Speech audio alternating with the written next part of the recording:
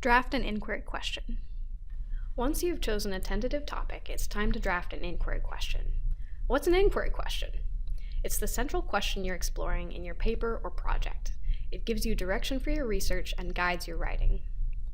A strong inquiry question is meaningful and complex, narrow in focus, and specific in language. Let's look at an example. Is natural light helpful? Now, this is already an excellent topic, but I think our inquiry question could use a little help. Meaningful. Does the answer to your question matter to people? Whether it matters can always be debated, but think about it in terms of whether your audience will understand how it's meaningful. For example, is natural light helpful might not connect to most people's interests. But what if you make it more meaningful by making connections to other important topics? So now you might say, does natural light help people do better in work and school?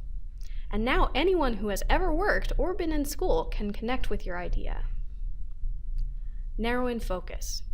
Can you fully answer this question in the time you have, or would you have to spend years writing a book about it? Make it more narrow. If it's too broad, you won't be able to do the topic justice in your relatively short project. So, we were able to make our question more narrow by limiting to only schools and not work. Do classrooms without windows impact students' reading comprehension? Specific language. Do all the parts of your question point to one specific meaning, or are there parts that could be vague or easy to misunderstand?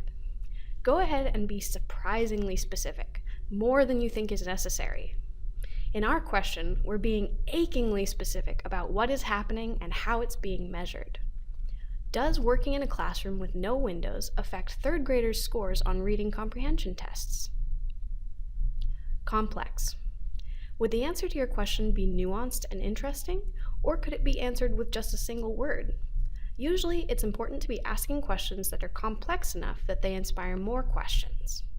With our previous question, the answer might have been yes. But what if we change it to, how does working in a classroom with no windows affect third graders' scores on reading comprehension tests? And by this point, the answer should be, I have no idea, let's find out. Then you know you've got a good inquiry question.